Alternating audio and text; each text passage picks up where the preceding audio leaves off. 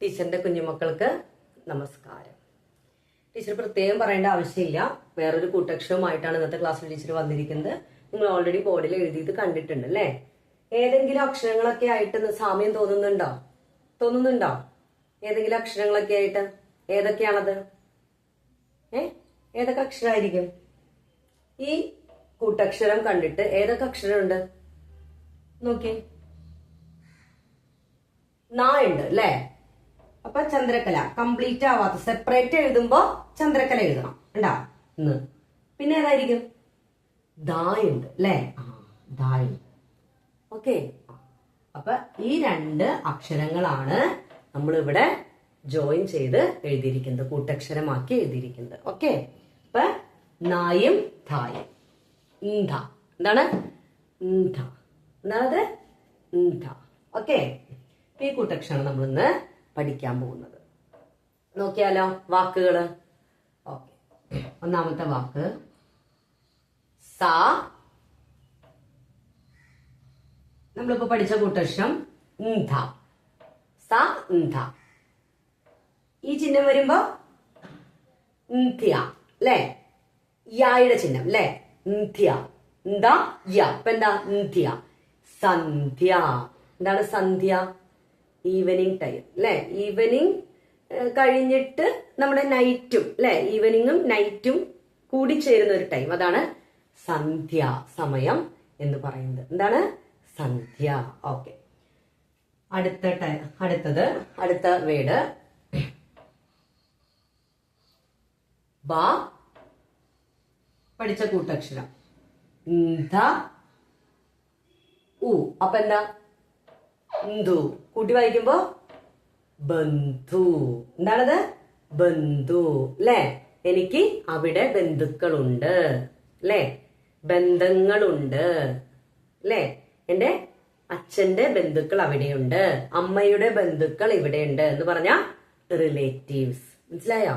Relatives ഉണ്ട് എന്നാണ് ഉദ്ദേശിക്കുന്നത്. അതാണ് ബന്ധു എന്ന് പറയുന്നത്. ഓക്കെ, അടുത്തത്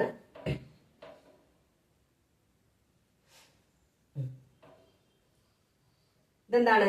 സ. അപ്പൊ എന്താ? സു ഗ. നമ്മളിപ്പോ പഠിച്ച കൂട്ടക്ഷരം അനുസ്വാരം അല്ലേ? നോക്കിയേ, യുടെ കൂടെ യുടെ ചിഹ്നം, അപ്പൊ ഇത് ഇവിടെ അപ്പൊ എന്താ? കൂട്ടി വായിക്കുമ്പോ സു ഗ സുഗന്ധം, അതായത് ഫ്രാഗ്രൻസ്, നല്ല സ്മെല്ല്, അതാണ് പറയുന്നത്. മനസ്സിലായോ? സുഗന്ധം. ഓക്കെ, ഇനി നമുക്ക് അടുത്ത വാക്കിലേക്ക് പോവാം. ഇത്രയും ടീച്ചർ റബ്ബ് ചെയ്യണില്ല, നമ്പർ ഇവിടെ ഇട്ടിട്ട് എഴുതാണ്. ഓക്കെ, അടുത്തത് ഇതെന്താ?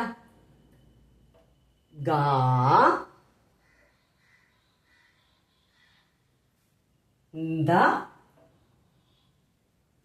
അല്ലേ? ചിഹ്നം വരുമ്പോ ഈയുടെ ചിഹ്നം വന്നപ്പോ ഈയുടെ ചിഹ്നം വന്നപ്പോ അല്ലേ? അപ്പോ ഗാന്ധി എന്തായിരിക്കുന്നു ഊഹിക്കാലോ അല്ലേ? ജി. അപ്പൊ എന്താണ്? ഗാന്ധിജി. എന്താണത്? ഗാന്ധിജി. കണ്ടാ? ഗാന്ധിജി. ആരാ ഗാന്ധിജി? മഹാത്മാഗാന്ധി. ആരാ നമ്മുടെ രാഷ്ട്രപിതാവാണ് മഹാത്മാഗാന്ധി. മനസ്സിലായോ? അപ്പൊ നമ്മള് സ്നേഹത്തോടെ വിളിക്കണ എന്താ? ഗാന്ധിജി അപ്പൂപ്പൻ അല്ലേ? നമ്മുടെ എല്ലാവരുടെയും ഗാന്ധിജി അപ്പൂപ്പൻ, ഫാദർ ഓഫ് ദ നേഷൻ അല്ലേ? നമ്മുടെ രാഷ്ട്രത്തിന്റെ പിതാവ് എന്നറിയപ്പെടുന്നത് ആരാണ്? ഗാന്ധിജി, മഹാത്മാഗാന്ധി. നമ്മള് ഗാന്ധിജി അപ്പൂപ്പൻ എന്ന് സ്നേഹത്തോടെ വിളിക്കും. ഓക്കെ, അടുത്തത്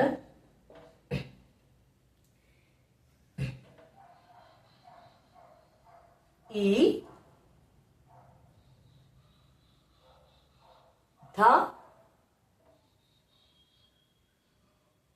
നം.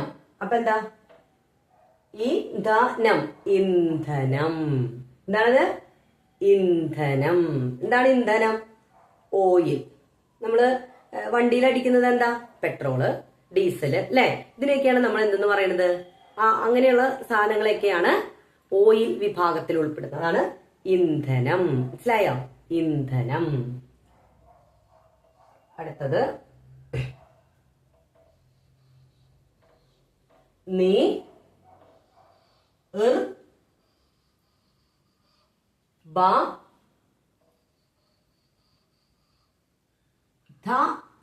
അപ്പൊ എന്താ? നിർബന്ധം. നിർബന്ധം. നിർബന്ധം. എന്താണ് നിർബന്ധം എന്ന് പറഞ്ഞ? ഒരാളെ നമ്മൾ നിർബന്ധിക്കുക, അത് ചെയ്യണം, ഇത് പറയണം, അവിടെ പോണം, പോയേ പറ്റൂ, അല്ലെ? അങ്ങനെയൊക്കെ പറഞ്ഞാൽ അതിന്റെ അർത്ഥം എന്താ? നീ അവിടെ പോയേ പറ്റൂ, നീ പറഞ്ഞേ പറ്റൂ, നീ അത് ചെയ്തേ പറ്റൂ.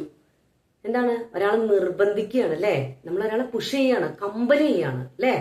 അത് ചെയ്തേ പറ്റൂ, അല്ലെ? അയാളുടെ ഇഷ്ടത്തിനൊന്നും നമ്മൾ സമ്മതിക്കില്ല.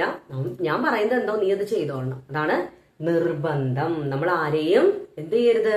നിർബന്ധിക്കരുത്, കമ്പൽ ചെയ്യരുത്. മനസ്സിലായോ? എല്ലാവർക്കും വ്യക്തി സ്വാതന്ത്ര്യങ്ങളുണ്ട്. മനസ്സിലായോ? അപ്പോ നീ അത് ചെയ്യണം, നീ അത് പറയണം, നീ അവിടെ പോണം എന്ന് പറയാനുള്ള വോയിസ് ഒന്നും, ഫ്രീഡം ഒന്നും നമുക്കില്ല. മനസ്സിലായോ? നമുക്ക് ഇഷ്ടമുള്ള കാര്യങ്ങൾ നമ്മൾ ചെയ്യുക, നമുക്ക് ഇഷ്ടമുള്ള ഭക്ഷണം കഴിക്കുക. പക്ഷെ മറ്റുള്ളവരെന്ത് ചെയ്യണം എന്നുള്ളത് അവർ തീരുമാനിക്കണം. ടീച്ചർ ഇങ്ങനെ പറഞ്ഞു എന്ന് പറഞ്ഞിട്ട് പേരൻസിനോട് പറയരുത്, ടീച്ചർ പറഞ്ഞു അവരവർക്ക് ഇഷ്ടമുള്ളത് ചെയ്താൽ മതിയെന്ന് ടീച്ചർ പറഞ്ഞു എന്നും പറഞ്ഞ് പേരൻസിന്റെ അടുത്ത് വഴക്ക് കൂടരുത്. പേരൻസ് പറയുന്നത് നിങ്ങൾ കേൾക്കണം. അവർക്കറിയാം നിങ്ങൾ എപ്പോഴാണ് വലിയ കുട്ടികളാകുന്നത്, എപ്പോഴാണ് സ്വന്തമായി കാര്യങ്ങൾ ചെയ്യാനായിട്ട് സാധിക്കുന്നത്. അപ്പൊ അവര് പറയും ഓക്കെ നിങ്ങളുടെ ഇഷ്ടം പോലെ ചെയ്തോളാം. അതുവരെ പേരൻസ് പറയുന്നത് നിങ്ങൾ കേൾക്കണം. പേരൻസ് തരുന്ന ഭക്ഷണം കഴിക്കണം. പേരൻസ് പഠിക്കാൻ പറഞ്ഞാൽ പഠിക്കണം, പ്രാർത്ഥിക്കാൻ പറഞ്ഞാൽ പ്രാർത്ഥിക്കണം. കളിക്കേണ്ടത് എപ്പോഴാണെന്നുള്ളത് പേരൻസ് പറഞ്ഞാൽ അപ്പം മാത്രം പോവുക. മനസ്സിലായോ? വലിയ കുട്ടികളൊക്കെ ആയിട്ട് നമുക്ക് എന്ത് ചെയ്യാം? സ്വയം തീരുമാനം എടുക്കാം. പിന്നെ നേരത്തെ ടീച്ചർ പറഞ്ഞത് മറ്റുള്ളവരെ കമ്പൽ ചെയ്യരുതെന്ന് പറഞ്ഞത് നിങ്ങളുടെ ഫ്രണ്ട്സ് ആയിക്കോട്ടെ, റിലേറ്റീവ്സ്, കണ്ട ബന്ധു, അല്ലെ? ബന്ധുക്കളായിക്കോട്ടെ, കസിൻസ് ആയിക്കോട്ടെ, എന്ത് ചെയ്യരുത്? കമ്പൽ ചെയ്യരുത്. മനസ്സിലായോ? നിർബന്ധിക്കരുത്, ആരെയും നിർബന്ധിക്കരുത്. പക്ഷെ പേരൻസ് നിങ്ങളെ എന്തെങ്കിലും നിർബന്ധിച്ചാൽ അത് നിങ്ങൾ അനുസരിക്കണം. കാരണം അവര് നിങ്ങളുടെ പേരൻസ് ആണ്. നിങ്ങൾക്ക് മോശമായ ഒരു കാര്യവും നിങ്ങളുടെ പേരൻസ് ചെയ്യോ? നിങ്ങൾക്ക് മോശം വരുന്ന എന്തെങ്കിലും കാര്യം പേരൻസ് ചെയ്യോ? ഇല്ല. അപ്പൊ പേരൻസ് പറയുന്നത് എന്താണ്? അവര് പറയാണ് നിങ്ങളുടെ ഇഷ്ടം പോലെ കാര്യങ്ങൾ ചെയ്തോ എന്ന് പറയുന്നവരെ നിങ്ങൾ അവരെ അനുസരിക്കണം. പേരൻസിനെ അറിയാം നമ്മൾ എപ്പോഴാണ് സ്വന്തം കാര്യങ്ങൾ ചെയ്യാൻ ഓക്കെ ആകുന്നത്. കേട്ടാ? അപ്പൊ നിങ്ങൾ ഇപ്പൊ കുട്ടികളാണ്, ഇപ്പൊ അവര് പറയുന്നത് കേൾക്കുക. Okay, yes. അപ്പൊ നിർബന്ധം, ഒരാളെ നിർബന്ധിക്കുക, അതാണ് കമ്പൽ ചെയ്യുക എന്നാണ്. അടുത്തത് 7ാമത്തെ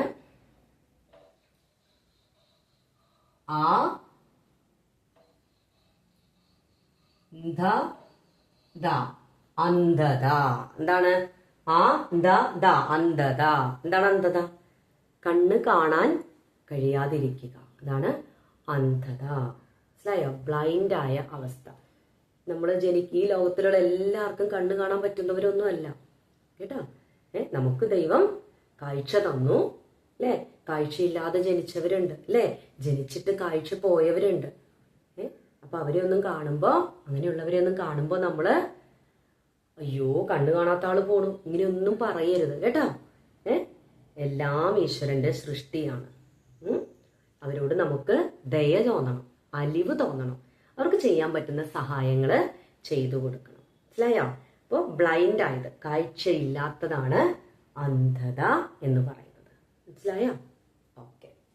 അപ്പൊ നമ്മളിന്ന് പഠിച്ച കൂട്ടക്ഷരം എന്താണ്? ന്ധ. ഓക്കെ, നായും ധായും ന്ധ. അന്ധത ഒന്ന് വായിച്ചാലോ? സന്ധ്യ, ബന്ധു, സുഗന്ധം, ഗാന്ധിജി അപ്പൂപ്പൻ, ഇന്ധനം, നിർബന്ധം, അന്ധത. ഇത്രയും വാക്കുകൾ നമ്മൾ ഈ കൂട്ടക്ഷരം ഉപയോഗിച്ച് പഠിച്ചിട്ടുണ്ട്.